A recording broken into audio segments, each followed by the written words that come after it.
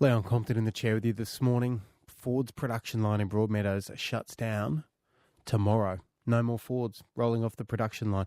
The first time in a long time. How's it going to make people feel about a brand that's been around in this country for decades? Ford, let it lead the way. Come and break away. Ford will lead the way. New Falcon is here. The all excitement happening at your Ford dealers. Bold, new Falcon. Ford, it's what's happening now. The one that's fun, that one is placed in the hearts of the young. Falcon GT, Futura, Fairmont, Falcon 500. All with exciting grand sport options and more power. Ford is now. Bold, new Falcon. Ford, it leads the way. Ford, it leads the way. Ford, it's out the door. It won't be the future, it'll be the past come tomorrow. Mark Behr is a former planning and marketing manager at Ford Performance Cars, and I think he might have one or two of them in his garage. Mark, good morning to you. Morning, how are you doing? I'm very well, thank you. Geez, that was a blast from the past, and I think if you had a stock version of some of the cars that were in that ad, then you'd be quite rich if they were in the garage now. I think if I'm not mistaken, I think that was an XW or an XY Falcon ad from about 71. Indeed. How are you feeling, Mark, about the fact that Fords won't be made in this country anymore from tomorrow? Look, I think the brand lives on, obviously, but I think it's pretty sad. It's a sad event, and I think a lot of enthusiasts out there would be feeling the same way. There's a lot of fond memories of particularly Ford Falcon and family memories in the past, and obviously there's a huge fan base out there for the product today. What about the crazy passion that people feel as they head along to Bathurst, they follow the supercars, they cheer on Ford, that Ford versus Holden rivalry? I mean, is that going to exist in anything other than name from tomorrow? I think it will still exist. I mean, it's definitely a very strong tribal, I guess, feeling, whether you're blue-blooded or you're red-blooded. So I think that will certainly still exist. How it sort of translates onto the racetrack going forward over time, I guess that remains to be seen. But I think where the real passion will continue to exist is very much in the collector car segment, and I think there'll be a huge resurgence of nostalgia for Australian-built product once the manufacturing ceases, and I think you'll see older Falcons in particular prices start to really go through the roof. What's the cost now for is it an XY GTHO? What are they going for now? Well, auction? I mean, we've seen the highs, up to $700,000-800,000. But I mean, these days I think the prices have sort of come back down to earth a little bit more realistically. But they're still in the many hundreds of thousands of dollars in terms of value, and they're pretty well.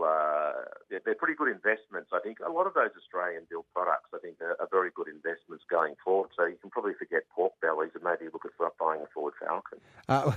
Well, possibly. I'm sure there are some investment mistakes you could make. What about a stock EA Falcon from 20 years ago? Do you think that would be a good investment? Look, maybe not. I think you've got to pick your mark there in terms of the vehicles that you would go for. But I'm even thinking of things like an XK Falcon. That's the first model.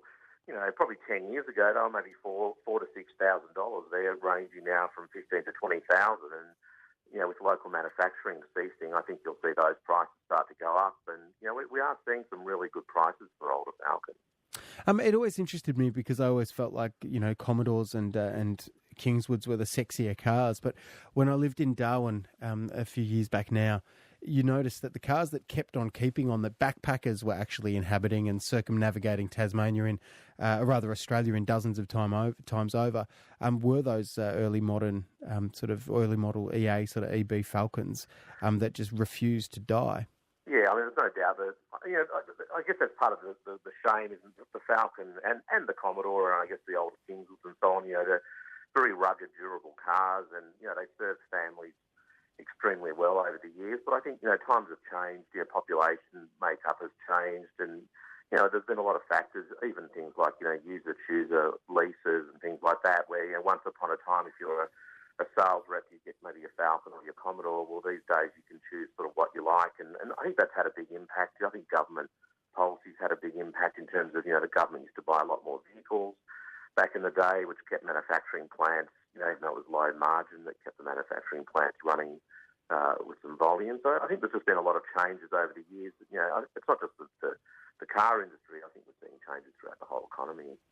Indeed, I wonder what it will do for the passion of around the Ford brand and what it will do for supercars, whether or not supercars are going to have challenges and maybe even will need to think about a completely different formula in years to come as passion potentially dims for both Ford and Holden as brands. Yeah, look, I think the passion for the product, albeit the past product, I can't see that dimming at all. If anything, I think that'll see a big resurgence in terms of the future for the racing program, and that needs to evolve obviously with the changing landscape of the car park. Indeed. What is the typical Ford owner, a Ford Falcon owner or Commodore owner buying now? I mean, there are more cars on the road than ever before. Fewer of them are Falcons and Commodores. So what are those? I mean, the classic sort of Ford and Falcon owner, as you say, the sales rep that got a company car as part of their package. What are they driving now?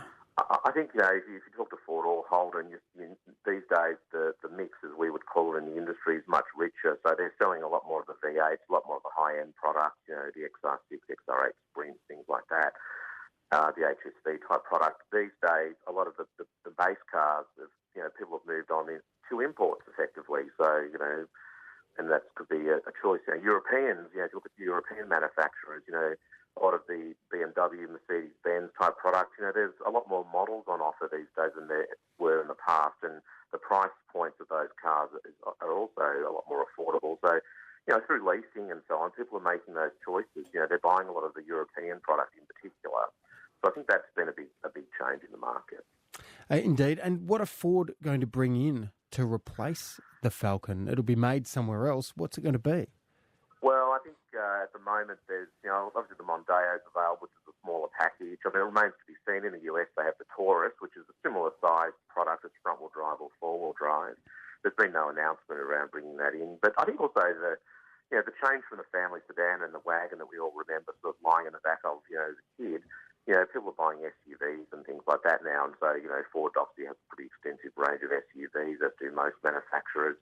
And in fact, where I'm standing at the moment, I'm sort of looking at a brand new Mustang, and that's been a huge runaway success. I think they've got waiting lists of over 12 months for the V8 models in particular. So, really? And I'm just casting back to those childhood memories of looking across from the passenger seat of the back left seat of the car and trying to work out what the Econo gauge actually did in Dad's Falcon. That was one of the great mysteries of life. And it probably didn't do a lot. No, indeed. I just couldn't quite work out what a driver was meant to do with the information that the Econo gauge was providing. But there we go. I think the tachometer was an extra option that cost you a few $100s more. That's right. Mark, good to talk to you this morning. Thanks for being part of Mornings. My pleasure.